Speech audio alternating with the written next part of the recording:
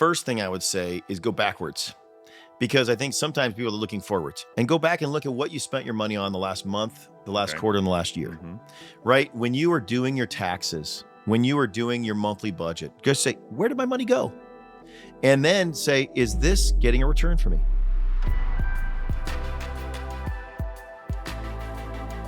Welcome to ReedFlections, a podcast on life, leadership, and learning. I'm Mark Calderon. I'm here with Reed Nyffeler. Reed is a CEO of a growing global franchising security firm, a husband, a father, an author, a seasoned podcaster. And we've been talking about leadership and developing authentic and intentional leaders. We talked about why develop leaders. We talked about who you should develop. And finally, what capacities do leaders need? That's what we're currently talking about. Episodes 10 through 14, we're in the middle of that. We're talking about visioning, strategic planning, financial acumen, team development, and project management. Right now, financial acumen. So to get it started, let me ask you this. What is the toughest thing about developing financial acumen in business leaders? First of all, financial acumen is about, is it worth it, right? And so that's just a summary is it worth it in the end? And many times we confuse worth with emotional value. And there is a component of emotional value in anything we do, right? I mean, finances are some of the most emotional things, actually. Oh, yeah. If we don't have money, we freak out. If we have too much money, we feel like we should spend it on there, and we don't ever run it through any financial acumen training. And so the worth it, we have to make sure that it is quantifiably worth it, not just emotionally worth it. Because things that are emotionally worth it may not be sustainable long term, right?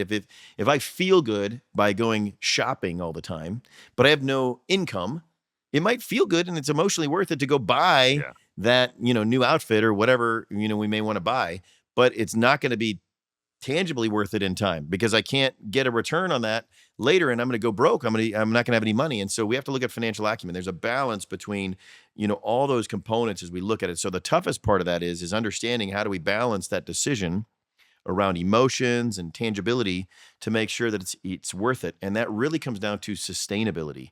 Financial acumen is about sustainability. If we spend money now, will it be sustainable to spend that money later? And will our emotions be sustainable in that period of time, right? So all of it is it worth it? And then is that worth it sustainable, right? If we go buy a new outfit and we don't have a job, we may feel good for a short period of time. We wear it 2 or 3 times, and then that's no longer sustainable. The emotions aren't sustainable, nor are the finances. So that makes it a poor decision. And we lose sight of that very quickly in the amount. And the other thing is, the financial acumen piece is the fulcrum of this, right? So we talked about visioning and strategic planning. Now the fulcrum is it worth it is really that tipping point. Do I go share this with others in the team development and I do develop projects around it? If I've done the vision and the strategic plan, this is kind of that deciding factor whether I go forward or not. This is your final piece because the rest is where all the work comes in, getting people to recruit those people as followers to the leader and then ultimately giving them a plan to execute on a localized level in a project. So this is that decision of is it worth it? I talked to a lot of the folks on our franchise development team. Yeah. And they're the ones that recruit in and vet out potential franchise owners without seeing the value, the return to your point. They want to know how much does it cost up front? And then that sounds like a lot, it's emotional reaction. Right. Yeah. And I think that cost is a huge trap in financial acumen, right? Because, for example, you can look at a cost of something versus the value. So let's use a water bottle, right? You can go get water for free, right? And Can you still do that? Yeah. You can go to the neighbor's hose, right? At the very least, that's what I did as a kid. Or you can be at a sporting event and pay $10 for that. And so we can look at purely the cost. At the same time as if we're only looking at the financial cost of that, right? So if I were in a desert and I hadn't drank in 3 days, that's all we can live with, and the bottle of water costs $10, that's too much. I'd rather die than pay the $10. No, because the cost of life is way more expensive. Yeah. Conversely, if I am literally standing next to a place where it's $10, or there's a drinking fountain like next to each other, right? Which one is a better decision. I mean, clearly we can fill our water bottle at the airport, as an example, on that filter. Now, candidly, I buy water bottles every time at the airport because the cost of carrying that canister is not worth it to me. Yeah. But nonetheless, you see the point, right? Because some of that is the environment and circumstances we make the decision as to whether there's a value in it or not. So that's what makes it super complex, is because there's a lot of variables that are always at play here that we need to be aware of and manage so that we can determine if it's worth it, right? If our life is going to end, it makes sense to pay $10 for a bottle of water. However, if there's an alternative path that's free right next to a purchase a water bottle for $10 or fill your canister with for free, which one makes more sense? And so that's an example of whether it's worth it or not. And sometimes it's the environment and circumstances that could otherwise determine whether it's worth it or not. All right. So say a little bit more about the things that leaders need to consider. They need to weigh and balance when they're making financial decisions. Not just what is the dollar amount going to be, but there's other things that they got to consider in addition to that. What are those other things? So, as a business owner, I've had partners over time, right? And so at each stage, you adjust your financial acumen accordingly, right? As a business owner, there's nothing more expensive than equity. So many Nothing times, more expensive than equity. right? Okay. If you're building a business in value, there's nothing more expensive than equity because it will grow even greater than your business grows, assuming you grow that, right? And so at any predetermined time, an investor or partner will want to come in at low equity value with the intent to grow the equity. So many times as a business leader or decision maker, we get fixated on the interest rate. We're saying, well, the interest rate is too high. I don't want that interest rate, or it's not there, instead of the equity percentage. And so the equity is like, well, you're giving up X percent of equity, but the interest is cheap. Well, that's a trap, right? Because financial acumen say, which is going to grow faster, the equity or the cost of interest, right? And there's a balance of cash flow, et cetera. So we need to look at each stage. So initially, back to the beginning point when I started the business, there was no cost to equity, but I need to preserve that because the business didn't have any value. Then as partners came along, they're like, hey, I'll refinance your interest at a lower price, but it requires this much equity. I have to live that decision in balance. And then it continues to go down. And so we have to make decisions around the circumstances we're in because it always is valuable to extend the opportunity at the lowest cost of equity, recognizing what the largest value is. And I think that's lost on a lot of business owners. Right? Because they're like, you can't charge me that interest. I said, would you rather have equity giving that up, right? Franchise owners, we have a place where I don't take any equity, but I offer financing. And that's merely at interest. So your interest is too high. Well, would you prefer equity? And if you look at it, you're like, absolutely not. Yeah, give up some of your business. Right. And so financial acumen needs to look at circumstances, right? Or what are you sacrificing for the return? And every financial decision requires sacrifice, time, energy, or money. Instead, if there's no sacrifice, you're not making a financial decision. Right? Because it always requires sacrifice. And so I think that's also something in a business decision. Understand the stage you're in, and then understand if you're willing and able to make that sacrifice, and if the return of that sacrifice is, back to that term, worth it. Is that return of that sacrifice worth it? And that ultimately is how you're making a financial decision. So business leaders are always making financial decisions. Sometimes it's daily, and then there's big ones that happen maybe annually or every couple of years, something like that. What are some common challenges that they have to work through when they have to make these financial decisions? Well, first and foremost, it's your perception around finances. And I see this in a business capacity. And there's two different financial acumen decisions, personal finance and business finance. So where are the fundamental breakdown of those? Personal finance. Typically, people's income is relatively consistent. You work 40 hours a week, you get paid for those 40 hours, and you know consistently what your income is going to be. Businesses are definitely not as consistent, right? You may work 40 hours a week as a business owner and make a ton of money that week, or you may work 40 hours that week and make no money, in fact, lose money that week. And your customers may ebb and flow, and it's not as consistent. So when you're in a personal circumstance, you'll make decisions around purchases, a car payment, a house payment, because you know your consistent income. And so you may spend 80%, 90%, or in America, 103% of your income, right? We know it's going to be consistent. We're spending that money. In a business, you will get in a huge financial trap there. You should not spend more than 80%, consistently commit to more than 80% of your business's general income, because it can ebb and flow that dynamically, 20% on the other side. So the first challenge is understanding the difference between personal financial acumen and professional financial acumen. And so in a business decision. And so that's the first challenge a business leader has is they extrapolate their personal financial understanding to a business. And there's so many more variables in a business because you got more people, you got more decision makers, you got more costs, you got more things you can't control. And then you have to be more conservative in that case. At the same time is if you're too conservative and don't take a risk, you'll never get a return. As I mentioned, I had partners in the business and I always went to them and I said, remember, you invested in me. I didn't invest in you.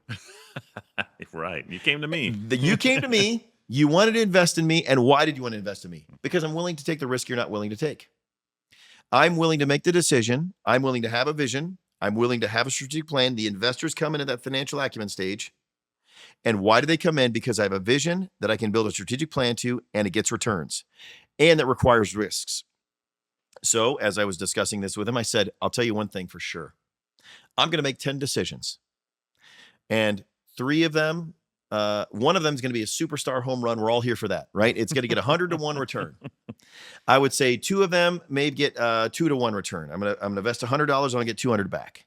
I'd say probably 3 of them are going to get even money. I'll invest $100. I get $100 back, right? And then the remaining 1, I'm going to lose all of the money I invested, $100, and 1, I'm going to lose $500 because I made a $100 investment, right? We've all had those investments.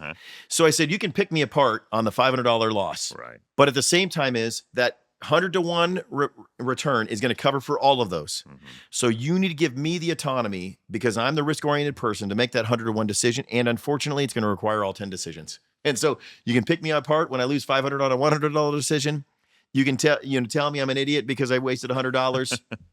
You can say, why didn't you get a return when I have those $100 to $100? And you can say, hey, let's get a better return for the $100 to $200. But ultimately, we're all here for that big decision, and it's going to require all 10 because I'm always learning in that process. And so that is the component of financial acumen is taking the risk and making sure that all 10 of those decisions, and if you do the math, it does add up, that 100 to 1 return will make sense for all the others that I just made those decisions on. But I can't be afraid to make the decision.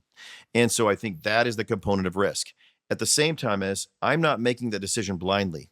I'm doing so with a calculated risk. That's where like spreadsheets and historical financials and profit margin, all the other components of a true financial acumen come into place is that is a calculated risk. And we balance that between the quantifiable data, spreadsheets, and intuition. And that's really difficult, right? And so I'll give an example. Which is what they're investing in, right? They're investing in that intuition that you have, that you bring to the table. Right. And so let's look at pricing methodology in America, right? And this is pretty interesting because I went to China years ago for another business. So they made it at $90, and essentially they just reduced the value instead of the cost. That's not how we negotiate in America. Conversely, we are price sensitive in America. And so goods, and maybe at Christmas time, this is releasing around Christmas time, you're there and you're shopping and you have a $20 gift idea for a family member. Maybe for you, Art, I'll give you probably $5. So I'll go to, Five Below, right? And what are they thinking? They're like, what can I make? How can I maximize profit because that person's going to spend $5? So they're building it off of an emotional number. Right. And then they're building the product as a result. Whereas on the other side, financial acumen, they're building it on what is the cost plus. And so those are 2 different ways to quantify value in the end, but both require financial acumen. So are we appealing to the consumer's desire to spend a certain amount and building margin into that? Or in Asia, in China specifically, are they looking at the cost it takes to manufacture that and putting a fair margin on top of that? Either one, we have to have a clear understanding of the methodology so that we are making a good financial decision. People want to learn out there. Some we have leaders out there that are listening to this particular podcast and they're saying, I got to brush up on my financial acumen. What's the best way to do that? What are your suggestions, your advice to start learning financial acumen? Yeah, I think many times we get lost in the numbers, right? And if you're brand new at all of this, say, what is worth it to me, right? What is worth it to me? What does worth mean? When do I look at long-term? What will eradicate the consternation I have now, right? Many times like, I'm always stuck in this financial hole and I can't get out of it. And so say, will I feel so much better when I know that I'll be able to afford food for dinner and my rent for the month, right? And so that's the first thing is what is worth it to me, right? And then the next step is okay, what's taking away from that? And so then now let's get super practical and tangible. And sometimes if you just bring this all up to them and you say, okay, and I'll start with a consumer, then I'll go to business. If, for example, you work for $20 an hour, right? And you really look at that and say, okay, I work $20 an hour. Then you go out to lunch and you spend $20. So here in an 8-hour day, you have then spent 20%, give her 15% of your income for that day at lunch. So that's like saying, I might as well not have come to work for 1.5 hours because I just burned it at lunch. Literally that same exact day. Is that worth it? Is it worth being gone from my family for an hour and a half? Or do I spend 10 minutes and make a meal at home for $2? Right? We could probably all find a solution for $2 at home, whether it's ramen noodles or something else that we make, that would otherwise satisfy us for that lunch. And that's dramatically less. So we look at that and say, is it worth the time I'm investing? So then we can give another example. If we say we have to have something, this is another tangible, practical thing. When we have to have something, what is it holding us back from? That's a question to ask yourself. I have to have this. I need this. Right? A simple question at a very early stage is saying, what is it holding me back from? Okay. In other words, why do I need that? Is that what Yeah. you're saying? Why do I need that? Why do I need that? Okay. So we may say, I need this new outfit. Right? I need to go to this concert. I need new shoes. Right? Now, some of those things, shoes in particular, you may need. But the Taylor Swift concert, do you really need right? And so is it worth it? Do I need it? What's it holding me back from? Is it holding me back from a friendship? Is it holding me back from a relationship? What's it holding me back from? Then we begin to say, wait a minute, I don't need that. I want it. Right. And then saying, is the want worth it? Then I subcategorize my budget. Let's go super practical. Saying these address needs, right? I need a house. I need a place to live, right? I need food. I need that to survive. I need X, Y, and Z. And we put those in the budgets, and that should be 50% or greater of our, 50 to 60% of our income. Then the rest would be savings. I would say 20% savings, in that category. And in my case, I tithe, 10% tithe. So then the need is 50%, right? The savings is 20%, and then the tithe is 10%, and then the want is the remaining 20%. And so then we can say, okay, I want this, and I give myself a little bit of a reward for that. So that's a basic practical way to break down personal finances. Now we'll get to business. In business, it is saying return, financial return. We start a business, the worth pivots away from emotional worth in a business, and it shouldn't be even emotional worth. That should be a very small percentage of your decision.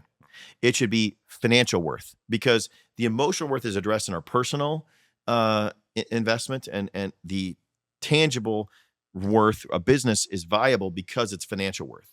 So then it's the same questions. Do I need this? How will I get financial worth out of this? And it's back to those 10 decisions. Will I more likely get 2-to-1 on my money or 100-to-1 on this? If there's no attachment to that, right, then, what will be the worth? And then if we're on the fence, we look at how long will it take to get that return, right? And is it even worth it, right? So one of the things I find interesting is there's these big windmills where I drive through Iowa, and there's these huge windmills, and that produces energy, right? Yeah. And they literally clean energy, green clean energy. Yeah. So do you have any idea how much they cost to install or manufacture? They don't look cheap, Reed. Holy moly. Depending on the land they're doing and their payouts and everything else. So what is the financial return? How many years? To get $10 million? That's right. Back in the power it generates. It's and now, not 1 year. No, it's not 1 year. And it's in that general area. And so I was talking to this guy at a sporting event one time, and he said the cost, they don't even see the first returns for 20 years, 20 plus years. Wow. And so again, is that worth it? Is it worth putting a $10 million, $20 million, whatever the cost is of that windmill, to not even see any returns for 20 or 30 years? What changes in 30 years? So they're literally selling 20 and 30-year contracts for energy to come from that in the hope of production. And so that's too long of a horizon, right? For me as an investor, that's too long of a horizon. Look back at your career and look at it this way. How long have you stayed at a job? Most people, I've been here 17 years now. So if I planted that particular windmill at the beginning and put all my money into the investment of that, then nobody's going to finance me, and to not see a penny for another 3 years from now, I'm not going to be here. Yeah. The risk is not worth it. But if I can make a return, and that's why people like to see marketing, right? They invest in marketing. They can make a return generally pretty quickly with marketing. That's why they invest in those as a business. But if we don't measure that return, then are we really getting that return? And so again, it's the length and then the speed of return, and then what is the investment required to get it? And we should really look at those things as we're making a decision around that in the business sense as well, and make sure there's a financial return on that investment. Good. Now, you gave us a couple of practical things about learning, right? About how a business leader can learn financial acumen. And a lot of it is taking away the emotional decisions, right? So, what are some other practical tips you have for someone who's a business leader, particularly, who wants to learn financial acumen? Yeah. So the first thing I would say is go backwards, because I think sometimes people are looking forwards, and go back and look at what you spent your money on the last month, the last Okay. quarter, and the last year, right? When you are doing your taxes, when you are doing your monthly budget, just say, where did my money go? Pull out your most recent credit card statement. Pull out your most recent checkbook or whatever way, your bank reconciliation, and say, where did my money go? And then say, is this getting a return for me? Go and audit your most recent expenses. That's super practical and stuff we never do. And say, I invested X, Y, and Z. And some credit cards make it very simple for you. They categorize all your food for you. Yeah. And say, okay, did I get a return on Restaurants the and hotels or whatever, grocery? Yeah. And so the first thing is saying, did I get a return on that? And then can I get the same return for less investment? I'll give an example. Food. That's a category that we all, I presume you eat, Art. Oh, do I? Yes. Do I? That's one thing you've really learned. But did your life materially change, right? Meaning, did you get a greater return if you spent $1,000 on food for the month or $300 for food on the month? I'd like to find out. That's right. Well, you can do an audit. So then we do this audit of our statements, and we look at how much we spent on food, right? And so let's say it was $1,000 we spent in the last month. And then we need to say, are our lives materially better than when we spent $300 or whatever the number might be for personal food? And so then we say, okay, was that worth it? Right. Versus, is it worth it to get to work, right? So let's say we take that $300 and we can get to work, but we don't have money to get to work because we spent it on food. And so that's where we then make that decision and say, okay, this additional money, because there's a bare minimum we have to eat, right? And there's going to be an expense of that, but we can find alternative means to do that and say, okay, if I reduce my food budget by $700 a month and I apply that on something I get a return, that's a basic example. So we look backwards as a practical way to approach finances, and we look at where our money went, and we determine each and every month, was that worth the investment? And if it was not, how do I adjust in the future months? And I think that's a good daily, you can leave right now, look up your credit card statements, look up your account balance and say, where did my money go? And was it worth it over the last month? And is it helping me achieve my strategic plan and vision for my life or my business as we look at our financial statements on a monthly basis as well? Very good. Well, that brings us to the end of episode 12, Financial Acumen, folks. Fascinating, actually. Very helpful, very practical. Thank you very much, Reed, for sharing. Thank you, listeners, for tuning in once again. Next time, episode 13, we're going to talk about team development, building a strong team with the right talent and the right skill set. All right. If you are someone that does not have financial acumen, that whenever you take a risk, you do it out of emotion and you don't have any return, and you're constantly in that state of stress and frustration, whether it's personal frustration or business owner, take a step back and say, the investment that I made last week, last month, did it get a return? Did I overinvest? Go look at your financial statements, go look at your accounts in the bank and also all your credit card statements and determine, was that worth it? And then if it's not worth it, have self-discipline and self-control to not get immediate gratification, but get long-term returns as you work towards your strategic plan to achieve your vision. I look forward to seeing you develop financial acumen so you can accomplish your vision through strategic planning at this turning point of making sure it's worth it.